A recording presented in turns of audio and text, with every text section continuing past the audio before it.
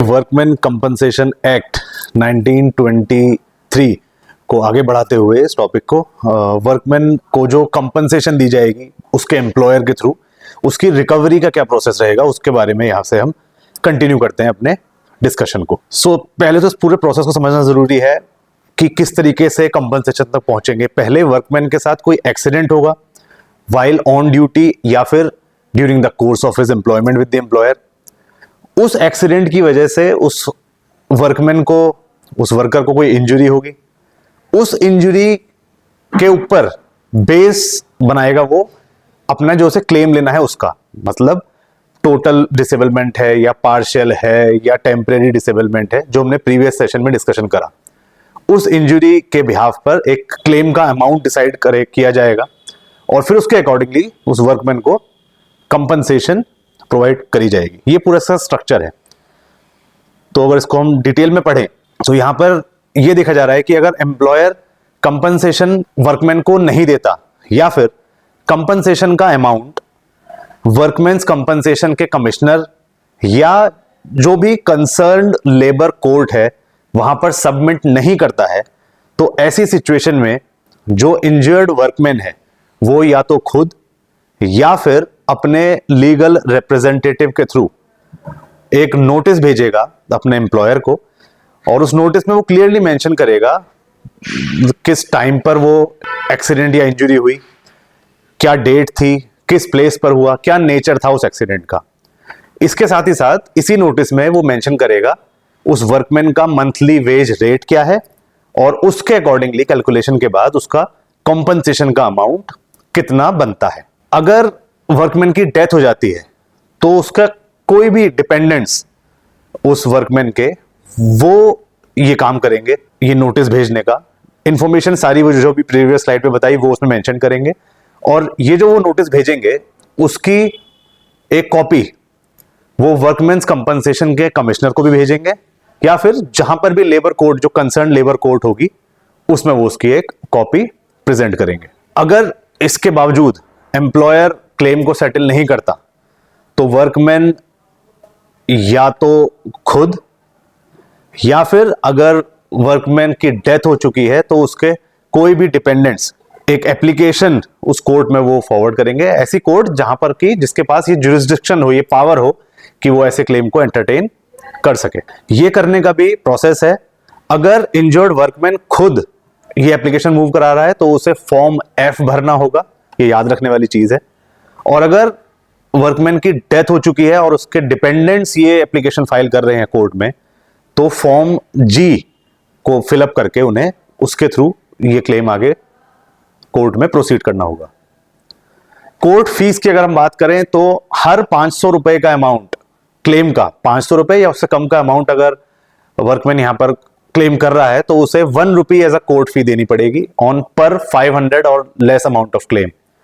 और temporary disablement के case में 50 पैसे for claim of half monthly wages, ये अलग से उसको पेमेंट करना होगा अगर डिसेबलमेंट टेम्परेरी नेचर का है। तो जो भी अमाउंट इस एक्ट के अंडर पेएबल होगा एज अ कंपनसेशन वो किसी और व्यक्ति को असाइंड या चार्ज नहीं किया जा सकता सिवाय उस इंजर्ड वर्कमैन के या उस डिसीज्ड वर्कमैन के।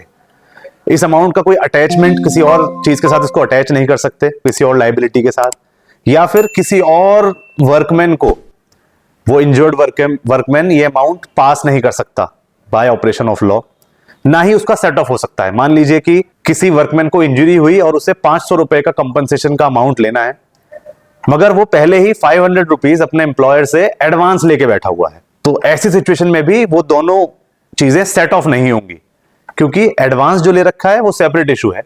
मगर इस एक्ट के थ्रू कंपनसेशन उसको मिलना चाहिए उसके एम्प्लॉयर से, वो 500 रुपीज का, भले ही बाद में वो उसको सेट ऑफ करें या वापस 500 रुपीज वर्कमैन से एम्प्लॉयर ले ले क्योंकि वो एडवांस सेटल कर ले उसको। मगर एट प्रेजेंट इस एक्ट में ऐसा कोई प्रोविजन नहीं है कि जहां पर ये जो चार्जेस हैं, ये जो क्लेम है वो, ये जो कंपनसेशन का अमाउंट है वो सेट ऑफ किया जा सके। कोर्ट के पास ये भी पावर है कि वो इंटरेस्ट लगा दे कंपनसेशन के अमाउंट पर, कोर्ट में लीगल प्रोसीडिंग की जो कॉस्ट लगी उस अमाउंट पर, या जो पेनल्टी अवॉर्ड करी गई है उसके अमाउंट के ऊपर। यह पावर कोर्ट के पास रहती है। अगर एम्प्लॉयर अब भी कंपनसेशन का अमाउंट पे नहीं करता या फिर कंपनसेशन का अमाउंट जो कोर्ट ने उस पर अवॉर्ड करी है और एम्प्लॉयर ने पहले एडमिट कर रखा है उसको सबमिट नहीं करता, तो वर्कमैन एक एप्लीकेशन मूव करेगा उस कंसर्न कोर्ट में उस अमाउंट की रिकवरी के लिए। अब कोर्ट क्या करेगा, कोर्ट रिटन में कलेक्टर के पास ये मैटर फॉरवर्ड करेगा और अब जो ये कंपनसेशन का अमाउंट है ना वो रिकवर करा जाएगा एज एन अरियर, यानी कि एज अ बकाया जैसे कह सकते हैं, या as an outstanding amount against land revenue. भू राजस्व के विभाग में ये चीज चली जाएगी, जिसको गवर्न करने के लिए एक सेपरेट एक्ट है, रेवेन्यू रिकवरी एक्ट 1980। उसके अंडर में अब प्रोसीडिंग, लीगल प्रोसीडिंग इनिशिएट कर दी जाएगी एम्प्लॉयर के अगेंस्ट उस कंपनसेशन के अमाउंट को रिकवर करने के लिए एज एन अरियर और as an outstanding of land revenue. We will now discuss about the contracting part of this act. Contracting को अगर देखें तो जब कोई भी पर्सन, वेयर एनी पर्सन, जिसको यहां पर प्रिंसिपल बोलेंगे अब हम, during the course of his business, अपना बिजनेस नॉर्मली चलाते हुए, अपना ट्रेडिंग करते हुए, अगर कोई एक व्यक्ति जिसको हम प्रिंसिपल के नाम से रेफर करेंगे अब, वो कॉन्ट्रैक्ट करता है किसी और पर्सन के साथ जिसको हम बोलेंगे कॉन्ट्रैक्टर। किस पर्पज से? कि अब उस प्रिंसिपल के ट्रेड या बिजनेस का सारा काम या उसके उस ट्रेड या बिजनेस का कुछ पार्शियल काम वो कॉन्ट्रैक्टर करेगा प्रिंसिपल के बिहाफ पर। ऐसी सिचुएशन में अगर कॉन्ट्रैक्टर किसी वर्कमैन को हायर करता है उस बिजनेस या उस ट्रेड में काम करने के लिए, तो यह माना जाएगा कि ऐसे वर्कमैन को अगर कुछ कंपनसेशन देनी है तो उसके लिए प्रिंसिपल उतना ही रिस्पॉन्सिबल होगा जितना कि कॉन्ट्रैक्टर, क्योंकि अल्टीमेटली कॉन्ट्रैक्टर प्रिंसिपल के बिहाफ पर ही काम कर रहा है। इसको समझने के लिए बहुत सिंपल एक डायग्रामेटिक रिप्रेजेंटेशन है। यहां पर ऊपर टॉप लेफ्ट में आपको दिख रहा है प्रिंसिपल, जिसको हम समझने के लिए यहां पर एम्प्लॉयर बोलेंगे।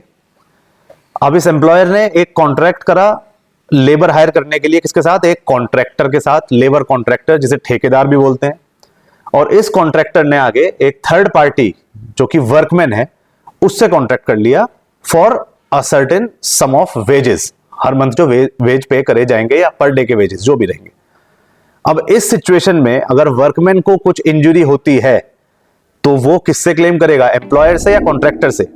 इस एक्ट के हिसाब से वर्कमैन कॉन्ट्रैक्टर या एम्प्लॉयर दोनों में से किसी से भी अपना कंपनसेशन का अमाउंट क्लेम कर सकता है, पहली चीज। दूसरा, जो भी कंपनसेशन का अमाउंट होगा वो उस वेज रेट के अकॉर्डिंग होगा जो वर्कमैन और कॉन्ट्रैक्टर के बीच डिसाइड हुआ है, क्योंकि एम्प्लॉयर यानी प्रिंसिपल ने तो डायरेक्टली वर्कमैन हायर करा है ही नहीं।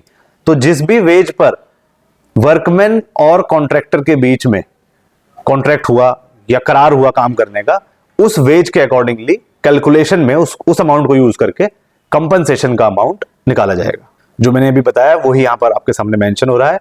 And where compensation is claimed from the principal, this act shall apply as if references to the principal were submitted for references to the employer, except that the amount of compensation shall be calculated with reference to the wages of the workman under the employer by whom he is immediately employed.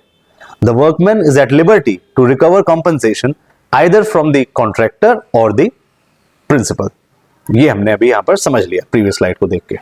Now we will talk about The transfer of assets। अगर किसी factory में ऐसा कोई accident हुआ है और उस accident में जो वर्कमैन इंजर हुआ या उसकी डेथ हुई, उसको कंपनसेशन देना है, मगर कंपनसेशन देने से पहले ही ओरिजिनल फैक्ट्री के ओनर ने उस फैक्ट्री को, उसके अंदर जो भी एसेट्स हैं उसके, मशीनरी, लैंड, कैपिटल, उसको उसने सेल ऑफ कर दिया, उस फैक्ट्री को ही सेल ऑफ कर दिया। इस सिचुएशन में क्या होगा?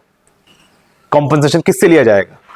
हम यहां पर इस एक्ट के अकॉर्डिंग बिल्कुल क्लियर हैं कि compensation is the first charge on assets transferred by employer. पहला हक उन एसेट्स पर, चाहे उनको ट्रांसफर कर दिया हो from the original employer to a new one, उससे फर्क नहीं पड़ेगा।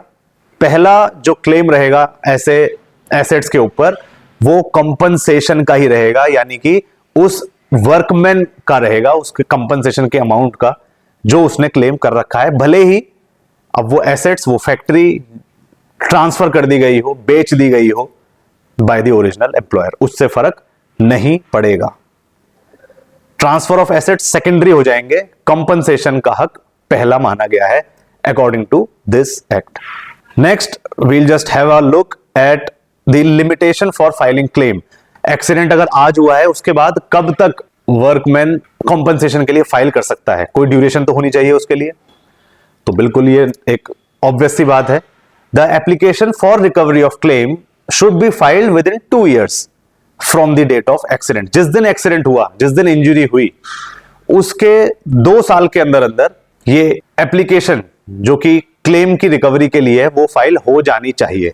मगर कोर्ट के पास ये पावर है कि वो कंडोन कर दे, यानी माफ कर दे ऐसी डिले को, जो देरी हुई है एप्लीकेशन फाइल करने में, केस को देखते हुए कि एक्चुअल में वो वर्कमैन इतना इंजर्ड था या ऐसी स्थिति में था, ऐसी पोजीशन थी उसकी हेल्थ कंडीशन कि वो क्लेम फाइल नहीं कर पाया। तो ऐसी सिचुएशन को कोर्ट ध्यान में रखते हुए उसके पास ये पावर है कि वो उस डिले को माफ कर दे और अलाउ करे वर्कमैन को 2 साल के बाद भी क्लेम फाइल करने के लिए, depending upon the facts of the case. Then we have commissioners, जो वर्कमैन कंपनसेशन एक्ट के अंदर कमिश्नर्स हैं, हमने पहले इनके बारे में इनके नाम सुना है, उसको देख लेते हैं कौन अपॉइंट करेगा। तो जो कमिश्नर होंगे वर्कमैन कंपनसेशन एक्ट के अंदर, वो अपॉइंट करे जाएंगे बाय द गवर्नमेंट, और इनके पास पावर होंगी किस चीज से रिलेटेड, एविडेंस की रिकॉर्डिंग ये कर सकते हैं, एविडेंस को रिकॉर्ड करने की इनके पास पावर है। और दूसरा, एग्रीमेंट्स को रजिस्टर करने की इनके पास ऑफिशियली एक पावर होती है जो गवर्नमेंट ने इनको ग्रांट कर रखी है। इन्हीं पावर्स के बेस पर ये इन सारे जो कॉम्पनसेशन से रिलेटेड केसेस हैं उनको हैंडल करेंगे। Next we'll look at the appeals. अगर वर्कमैन या एम्प्लॉयर कोई भी अपील करना चाहता है किसी केस के अंदर वर्कमैन कंपनसेशन एक्ट के, तो उसका क्या प्रोविजन रहेगा। अपील की पावर दोनों के पास है, वर्कमैन के पास भी, क्योंकि वो इंजरी हुई है उसको, अगर वो जेन्युइन है तो वो अपील कर सकता है कि मुझे कंपनसेशन नहीं मिला। वहीं दूसरी तरफ एम्प्लॉयर के पास भी ये पावर है, क्योंकि हो सकता है कि वर्कमैन कंपनसेशन के लिए लायबल हो ही नहीं, फिर भी वो कंपनसेशन क्लेम कर रहा हो। दोनों ही सूरतें यहां पर देखी जाएंगी। तो अगर पहले बात करें तो वर्कमैन अगर अपील करता है तो इस सिचुएशन में क्या है, वर्कमैन की जो अपील है जो उसने करी है वर्कमैन्स कंपनसेशन के कमिश्नर के ऑर्डर के अगेंस्ट, या फिर लेबर कोर्ट के प्रिसाइडिंग ऑफिसर, जो लेबर कोर्ट का हाई रैंकिंग ऑफिसर है, जो लेबर कोर्ट को देख रहा है, उसके अगेंस्ट अगर कोई अपील फाइल करी है वर्कमैन ने, तो वो सीधा वो उसकी हियरिंग होगी कहां पर, हाई कोर्ट के अंदर। वहीं अगर कोई एम्प्लॉयर अपील करता है कि भाई कंपनसेशन का अमाउंट मुझे नहीं देना, तो कमिश्नर हाई कोर्ट की सहमति से जब तक इस अपील का डिसीजन नहीं आ जाता, कंपनसेशन के अमाउंट को विदहोल्ड कर देगा, मतलब उसको रिलीज नहीं करेगा एम्प्लॉई को, जब तक कि फाइनल डिसीजन इस अपील के अगेंस्ट नहीं हो जाता कि पेमेंट कंपनसेशन की करनी है या नहीं। And in the last we'll have the list of schedules जो इस एक्ट के अंदर दे रखे हैं। शेड्यूल 5 है total, schedule 1 to 5।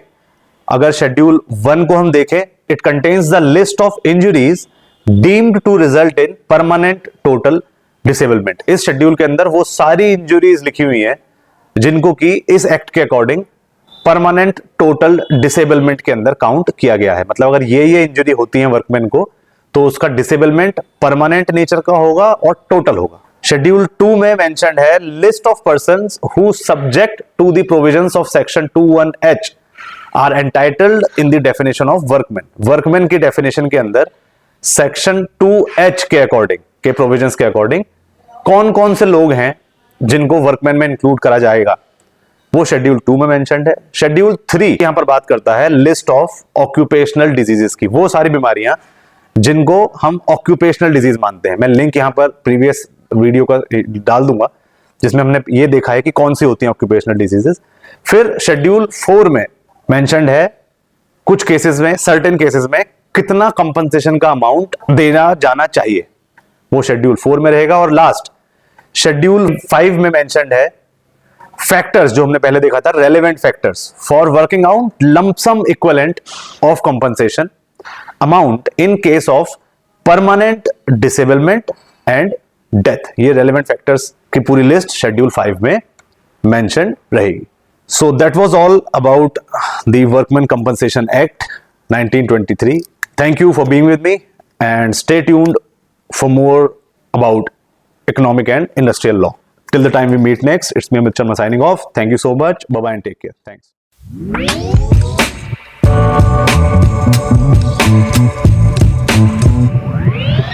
I'm just trying to give you something spooky. I'll do it for you.